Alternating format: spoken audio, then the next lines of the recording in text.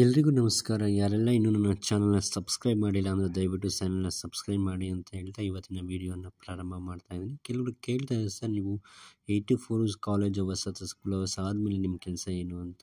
So ನಾನು ಒಂದು ಟ್ಯುಟೋರಿಯಲ್ಸ್ಗೆ ಹೋಗ್ತೀನಿ. ಅರೌಂಡ್ 5:30 to 7:30 ಟ್ಯುಟೋರಿಯಲ್ಸ್ಗೆ ಹೋದ್ಮೇಲೆ ಸೊ ಟ್ಯುಟೋರಿಯಲ್ಸಿಂದ ನಾನು ಅರೌಂಡ್ ಬರಬೇಕಾದ್ರೆ 8:30 ಆಗಿಬಿಡುತ್ತೆ ಮನೆಗೆ. ಯಾಕಂದರೆ ನಾನೊಂದು 4 to 5:30 1.5 hour ಮಾತ್ರ ಇನ್ ಬಿಟ್ವೀನಲ್ಲಿ ಫ್ರೀ ಇರ್ತೀನಿ. ಸೊ ಯಾಕಂದರೆ ನಾನು ಬೆಳಿಗ್ಗೆನೂ ಸಹ ಟ್ಯೂಷನ್ಸ್ನ ತೊಗೊಳ್ತೀನಿ.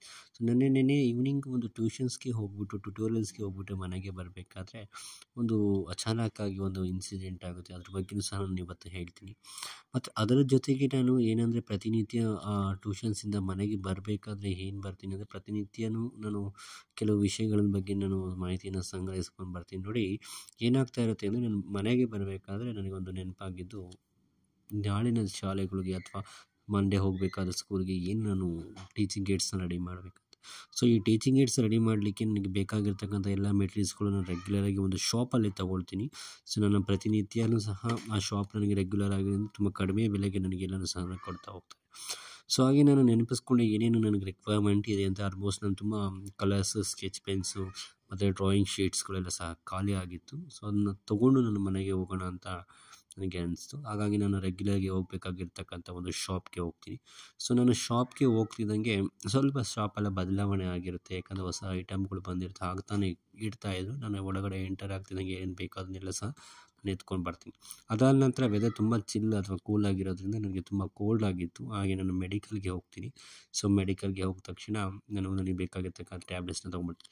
ಅದೇ ಸಂದರ್ಭದಲ್ಲಿ ಒಂದು ಇನ್ಸಿಡೆಂಟನ್ನು ನೋಡ್ತೀನಿ. ಅದೇ ನನ್ನ ಮೆಡಿಕಲ್ ಮುಂದೆ ಒಂದು ಕಾರು ಏನಾಗಿತ್ತು, ಅಚಾನಕ್ಕಾಗಿ ಬೆಂಕಿ ಹತ್ಕೊಂಡಿತ್ತು. ಸೊ ಅದು ಸಾರ್ವಜನಿಕರ ಸಹಾಯದಿಂದ ಹಲವಾರು ವ್ಯಕ್ತಿಗಳು, ಯುವಕರು ಅದನ್ನು ಮುಂದೆ ನಿಂತ್ಕೊಂಡು ಹಾರಿಸ್ತಾರೆ. ಯಾಕಂದರೆ ಗೊತ್ತಿಲ್ಲ ಅದು ಹೇಗಾಯಿತು ಅಂತ. ಎಲ್ಲರೂ ಸಹ ತುಂಬ ಹುಷಾರಾಗಿ ಕಾರನ್ನು ಓಡಿಸ್ಬೇಕಾಗಿರುತ್ತೆ. ಮತ್ತು ನಾನು ಮನೆಗೆ ಹೊರಡ್ತೀನಿ. ಮನೆಗೆ ಹೊರಡಬೇಕಾದ್ರೆ ಹಲವಾರು ಅಪಾರ್ಟ್ಮೆಂಟ್ಸ್ಗಳು ಕಾಣುತ್ತೆ. ಈ ಆರ್ಯಮ್ಸ್ ಅಪಾರ್ಟ್ಮೆಂಟ್ ಏನಿದೆ, ಇದು ನಾನು 2 ವರ್ಷದ ಹಿಂದೆ ನಾನು ಈ ಅಪಾರ್ಟ್ಮೆಂಟ್ಗೆ ಹೋಮ್ ಟ್ಯೂಷನ್ಸ್ಗೆ ಹೋಗ್ತಾ ಇದ್ದೆ. ಬಟ್ ಇವಾಗ ಹೋಗ್ತಾ ಇಲ್ಲ. ಯಾಕಂದರೆ ಈಗ 1 ವರ್ಷದಿಂದ ಒಬ್ಬ ಉತ್ತಮ ಒಳ್ಳೆಯ ಸಮಾಜ ಸೇವಕರ ಮನೆಯಲ್ಲಿ ನಾನು ಟ್ಯುಟೋರಿಯಲ್ಸ್ಗೆ ಹೋಗ್ತಾ ಇದ್ದೀನಿ ಮತ್ತು ಹೋಮ್ ಟ್ಯೂಷನ್ಸನ್ನು ಮಾಡ್ತಾ ಇರೋದ್ರಿಂದ ಅಲ್ಲಿಗೆ ನನಗೆ ಹೋಗ್ತಾ ಇಲ್ಲ. ಸೊ ಅದಾದ ನಂತರ ನಾನು ಮನೆ ಕಡೆ ಹೊರಡ್ತೀನಿ. ನನ್ನ ಮನೆ ತುಂಬ ದೂರ ಇದೆ. ಆಲ್ಮೋಸ್ಟ್ ಅಲ್ಲೂ ನಾನು ಇದೊಂದು ಥರ ಸಿಟಿಯಿಂದ ಔಟ್ಸೈಡ್ ಇರೋದ್ರಿಂದ ಏನು ಸಿಟಿ ಅಂತ ಫೀಲೇ ಆಗೋದಿಲ್ಲ. ಯಾಕಂದರೆ ಸಿಟಿ ಒಳಗಡೆ ಇರೋದ್ರಿಂದ ತುಂಬ ಗಾಡಿಗಳು, ವೆಹಿಕಲ್ಸ್ ಎಲ್ಲ ಬರ್ತಾ ಇರ್ತಾರೆ. ನನ್ನ ಮನೆ ಸಿಟಿಯಿಂದ ಔಟ್ಸೈಡ್ ಇರೋದ್ರಿಂದ ಸೊ ಅಕ್ಕಪಕ್ಕ ಅಷ್ಟು ಮನೆಗಳು ಯಾವುದೂ ಸಹ ಇಲ್ಲ. ಖಾಲಿ ನಾವು ಸೈಟ್ಗಳನ್ನ ನೋಡ್ಬೋದು.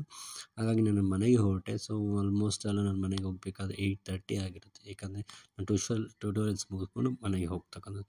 ಸೊ ನಾನು ಫೈನಲಾಗಿ ಮನೆಗೆ ಹೋಗಿ ಮನೆಯನ್ನು ರೀಚ್ ಮಾಡ್ತಾ ಮನೆಯನ್ನು ಸೇರಿಕೊಳ್ತೀನಿ. ಸೊ ನಂತರ ಮನೆಗೆ ಹೋದ ತಕ್ಷಣವೇ ಮತ್ತೆ ನಾನು ಊಟ ಮುಗಿಸಿದ ನಂತರ ಮತ್ತೆ 1 hour ಅಭ್ಯಾಸವನ್ನು ಮಾಡ್ತೀನಿ. ಸೊ ನಾಳೆ ಏನು ಕ್ಲಾಸಸಲ್ಲಿ ಮಾಡಬೇಕು ಅನ್ನೋದ್ರ ಬಗ್ಗೆ ಸೊ ಅಭ್ಯಾಸವನ್ನು ಮಾಡಿಕೊಂಡು ಮತ್ತೆ ನಾನು ಮಲ್ಕೋತೀನಿ. ಏಕೆಂದರೆ ಬೆಳಗ್ಗೆ ಆದಮೇಲೆ ಮತ್ತೆ ಅದೇ ರೂಟೀನ್ ಪ್ರಾರಂಭವಾಗುತ್ತೆ. ಸೊ ಮುಂದಿನ ವೀಡಿಯೋದಲ್ಲಿ ನಾನು CBSE ಸಂಬಂಧಪಟ್ಟಿರ್ತಕ್ಕಂಥ ಎಕ್ಸಾಮ್ ಶೀಟ್ಸ್ ಬಗ್ಗೆ ಹೇಳ್ತೀನಿ. ಸೊ ದಯವಿಟ್ಟು ಇನ್ನೂ ಯಾರೆಲ್ಲ ಸಬ್ಸ್ಕ್ರೈಬ್ ಮಾಡಿ ಮತ್ತೆ ನನ್ನ ಯೂಟ್ಯೂಬ್ ಚಾನಲ್ನ ಸಬ್ಸ್ಕ್ರೈಬ್ ಮಾಡಿ.